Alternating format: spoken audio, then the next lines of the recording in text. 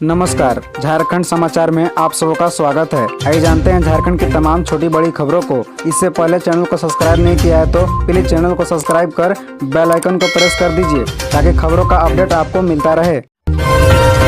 रांची में सीवरेज के लिए पैसे देने से केंद्र सरकार का इनकार। झारखंड हाईकोर्ट में बताई ये बड़ी वजह। दरअसल रांची में सीवरेज ड्रेनेज प्रोजेक्ट के लिए केंद्र ने राशि देने से इनकार कर दिया है। केंद्र का कहना है कि शहरी विकास मद में झारखंड को फंड देने वाली स्कीम 2015 में ही बंद हो चुकी है। राज्य सरकार को अब अपने खर्च पर ही काम पूरा करना होगा। केंद्र सरकार के अधिवक्ता ने हाईकोर्ट की यह मौखिक जानकारी शुक्रवार को दी। बता दें कि केंद्र के अधिवक्ता प्रशांत पल्लव ने कोर्ट को बताया कि मामले में शपथ पत्र तैयार है, पर अधिकारी के नहीं पहुँचने के कारण दाखिल नहीं किया गया है। इस पर कोर्ट ने अगली तिथि को शपथ पत्र दाखिल करने को कहा। अरविंदर सिंह देवल की PIL पर सुनवाई करते हुए अदालत को यह जानकारी दी गई। कोर्ट को बताया गया कि जवाहरलाल नेहरू शहरी विकास मिशन के तहत शहरी विकास के लिए 60% अंशदान दे रहा था। वर्ष 2015 में योजना बंद हो गई और स्कीम के तहत झारखंड को 60 करोड़ मिले थे, पर इसका उपयोगिता प्रमाण पत्र नहीं दिया।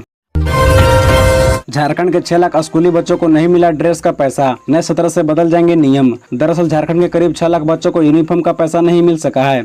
स्कूली शिक्षा व साक्षरता विभाग की ओर से कई बार रिमांड दिए जाने के बाद भी सभी बच्चों को राशि नहीं दी जा सकी। यूनिफॉर्म का पैसा बच्चों को बैंक खाते में दिया गया था। जिन बच्चों को बैंक खाता नहीं था उनके लिए विद्यालय प्रबंध समिति के खाते में राशि दी गई, लेकिन अभी भी 100% बच्चों को ड्रेस मुहैया नहीं हो पाई है। स्थिति यह है कि सुदूर ग्रामीण के स्कूलों के साथ साथ राजधानी के स्कूल के बच्चे भी पुराने यूनिफॉर्म में देखे जाते हैं। जानकारी के अनुसार नए शैक्षणिक सत्र शुरू होने के बाद इस बार स्कूली बच्चों को बैग भी दिया जाएगा। बैग हर 2 साल में बच्चों को दिया जाता है। इसके लिए भी टेंडर प्रक्रिया निकलेगी और स्कूलों तक बैग पहुंचेगी। क्लासवार बैग की कीमत भी अलग अलग तय है। उसी के अनुसार बैग बच्चों को उपलब्ध कराए जाएंगे।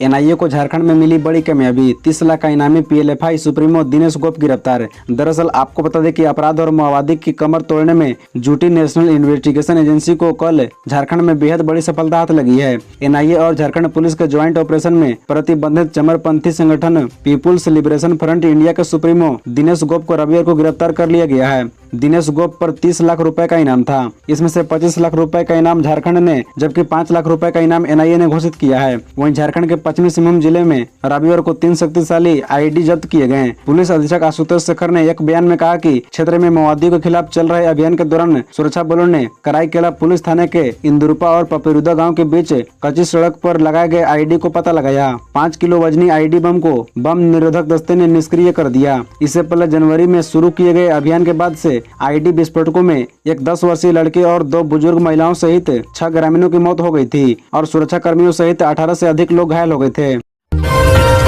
रांची से पटना का सफर होगा और आसान। जल्द चलेगी Vande Bharat express. Chair car train को मंजूरी। दरअसल आपको बता दें कि रांची और पटना के बीच जल्द ही वंदे भारत एक्सप्रेस ट्रेन चलनी शुरू हो जाएगी। हालांकि ये वाली वंदे भारत एक्सप्रेस स्लीपर नहीं होगी, क्योंकि रेल मंत्रालय द्वारा निर्धारित किया गया है कि 500 किलोमीटर से ज्यादा दूरी चलने वाले को तीसरे चरण में निर्मित स्लीपर वंदे भारत एक्सप्रेस मिलेगी।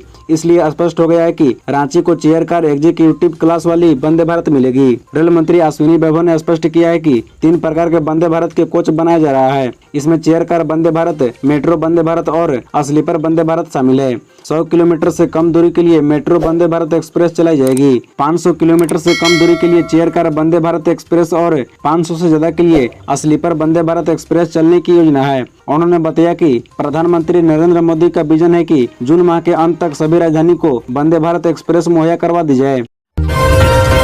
पलामू के बिजली विभाग ने दी आमजनों को बड़ी राहत। 1 टाइम सेटलमेंट स्कीम का इस तरीका से ले सकते हैं लाभ। दरअसल आपको बता दें कि भीषण गर्मी में पलामू के बिजली विभाग ने आमजनों को बड़ी राहत दी है। दरअसल कृषि व घरेलू उपभोक्ताओं को बकाया बिजली बिल पर राहत देने के उद्देश्य से विभाग की ओर से 1 टाइम सेटलमेंट स्कीम चलाने की घोषणा की गई है। इसके लिए जिले के आमजनों को जागरूक करने के लिए शनिवार को समाहरणालय परिसर से उप विकास आयुक्त रवि आनंद व विद्युत विभाग के कार्यपालक अभियंता मंजूनाथ भजंत्री ने संयुक्त रूप से हरी झंडी दिखाकर जागरूकता रथ को रवाना किया। यह रथ जिले के विभिन्न प्रखंडों में जाकर लोगों को 1 टाइम सेटलमेंट स्कीम के संबंध में जागरूक करेगा।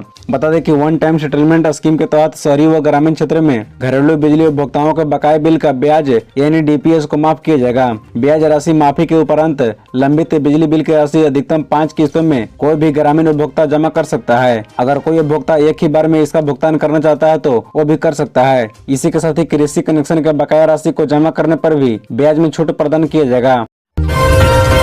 नोटबंदी की तरह ही राजनीतिक निर्णय है 2000 के नोट का चलन से बाहर होना, बोले मुख्यमंत्री हेमंत सोरेन। दरअसल बता दें कि झारखंड के सीएम हेमंत सोरेन ने रविवार को कहा कि 2000 के नोट चलन से हटाना नोटबंदी की तरह ही एक राजनीतिक निर्णय है। दुर्भाग्य है कि इसकी उम्र महज 6-7 साल रही। आपको बता दें कि भारतीय रिजर्व बैंक ने 19 मई को 2000 के नोट को वापस लेने की घोषणा की और कहा कि ये नोट 30 सितंबर तक बैंक खाते में जमा करा जा सकते हैं या बदले जा सकते हैं। बता दें कि झारखंड के मुख्यमंत्री हेमंत सोरेन ने आरोप लगाया है कि चलन से 2000 रुपए का नोट हटाना नोटबंदी की तरह ही एक राजनीतिक निर्णय है। बीजेपी पर निशाना साधते हुए उन्होंने कहा कि 2016 में की गई नोटबंदी की तरह ही ये राजनीतिक निर्णय है। सीएम ने कहा कि नोटबंदी के चलते 2 लाख से अधिक छोटे एवं मझले उद्योग बंद हो गए। हर चीज की एक उम्र होती है, लेकिन 2000 के नोट की उम्र महज 6-7 साल रही।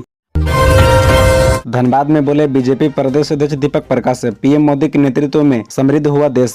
दरअसल भाजपा का प्रदेश अध्यक्ष सह सांसद दीपक प्रकाश ने कहा है कि प्रधानमंत्री नरेंद्र मोदी के नेतृत्व में सशक्त व समृद्ध भारत का निर्माण हुआ। आयुष्मान जैसी कई कल्याणकारी योजनाएं शुरू हुई। ये बातें प्रदेश अध्यक्ष शनिवार को भारतीय जनता पार्टी धनबाद महानगर जिला कार्य समिति की बैठक को संबोधित करते हुए कही। लूबी सर्कुलर रोड स्थित विवाह भवन में बैठक की अध्यक्षता जिला अध्यक्ष चंद्रशेखर ने की। बीजेपी प्रदेश अध्यक्ष दीपक प्रकाश ने कहा कि मोदी सरकार में बने कार्यक्रम का लाभ भारत के साथ साथ दुनिया के दूसरे देशों को भी हो रहा है। एक तरफ स्वास्थ्य से जुड़ी आयुष्मान भारत कार्यक्रम से करोड़ों लोग लाभान्वित हुए, वहीं कोरोना वैक्सीन जहां देश में 215 करोड़ वैक्सीन दिया गया, वहीं अंतर्राष्ट्रीय स्तर पर अनेकों देशों को भी भारत ने वैक्सीन दिया। मोदी सरकार के 9 वर्ष पूरे होने पर भाजपा 30 मई से 30 जून तक महाजन संपर्क अभियान चलाएगी। इस महाजन संपर्क अभियान में राष्ट्रीय नेतृत्व से लेकर बूथ स्तर तक कार्यकर्ताओं शामिल होंगे। बता दें कि भाजपा द्वारा आजीवन सहयोग निधि कार्यक्रम चल रहा है। यह कार्यक्रम पार्टी को मजबूत करने के लिए और विस्तार करने के लिए होता है। सरकार के जन विरोधी और विकास विरोधी कार्यों से झारखंड का विकास रुक गया है। झारखंड की जनता को न तो बिजली मिल पा रही है और न ही पानी। राष्ट्रपति द्रौपदी मुर्मू के देवघर आगमन को लेकर प्रशासनिक तैयारियां जोरों पर, रेड जोन में एयर रूट। दरअसल आपको बता दें कि राष्ट्रपति द्रौपदी मुर्मू के 24 मई को प्रस्तावित देवघर भ्रमण कार्यक्रम के मद्देनजर एयरपोर्ट से लेकर सर्किट हाउस व बाबा मंदिर तक 2 किलोमीटर की परिधि को 2 दिनों के लिए अस्थायी तौर पर रेड जोन घोषित किया गया है। इस संबंध में एसपी जनसंपर्क कोषांग के आदेश जारी करते हुए यह कहा गया है कि रेड जोन इलाके में 2 दिन 23 व 24 मई को सक्षम पदाधिकारी की अनुमति के बिना रेड जोन में कोई भी व्यक्ति ड्रोन नहीं उड़ा सकते हैं और अनमैड रियल व्हीकल्स का प्रयोग नहीं कर सकेंगे। कहा गया है कि 24 मई को राष्ट्रपति द्रौपदी मुर्मू का देवघर भ्रमण कार्यक्रम प्रस्तावित है। राष्ट्रपति के भ्रमण कार्यक्रम को लेकर देवघर एयरपोर्ट सहित पांडे मोड़, कुंडा मोड़, टावर चौक, बैद्यनाथ मंदिर व परिसदन की 2 किलोमीटर की परिधि को अस्थायी रूप से 2 दिन 23 व 24 मई के लिए रेड जोन घोषित कर दिया गया है। पाबंदी का पालन नहीं करने वाले के खिलाफ विधि सम्मत कार्रवाई करने की बात कही गई है। जैक की वेबसाइट डाउन है तो ऐसे चेक करें अपना रिजल्ट, यहाँ है डायरेक्ट लिंक। दरअसल सीबीएसई और आईसीएसई बोर्ड के रिजल्ट जारी होने के बाद अब उन छात्रों का रिजल्ट का बेसब्री से इंतजार है जिन्होंने झारखंड बोर्ड से मैट्रिक और इंटर की परीक्षा दी है। इधर जैक बोर्ड भी परिणाम की घोषणा करने की तैयारी में है। अनुमान है कि बोर्ड 23 मई को 10वीं और 12वीं साइंस के रिजल्ट की घोषणा कर सकता है। हालांकि जैक के 10वीं और 12वीं के नतीजे की तारीख और समय की अभी आधिकारिक पुष्टि नहीं हुई है। सूत्रों से मिली जानकारी के अनुसार जैक बोर्ड के अध्यक्ष अनिल कुमार महतो झारखंड बोर्ड के रिजल्ट की घोषणा करेंगे। ताजा अपडेट के मुताबिक झारखंड बोर्ड मैट्रिक और इंटर का रिजल्ट 23 मई को जारी करेगा, लेकिन छात्रों को इस बात की चिंता है कि जब जैक की वेबसाइट ही काम नहीं कर रही है तो स्कोर कार्ड कैसे देखें। ऐसे में छात्रों को परेशान होने की जरूरत नहीं है। वे जैक की आधिकारिक वेबसाइट jaic.jharkhand.gov.in के अलावा अन्य के सहारे भी अपना रिजल्ट देख सकते हैं। छात्र अपना रिजल्ट देखने के लिए jaic.nic.in, jaicriजल्ट.com, jaicriजल्ट.nic.in पर भी अपना रिजल्ट चेक कर सकते हैं। खबरों से जुड़े रहने के लिए चैनल को सब्सक्राइब, वीडियो को लाइक एवं एक दूसरे से शेयर जरूर करें। धन्यवाद।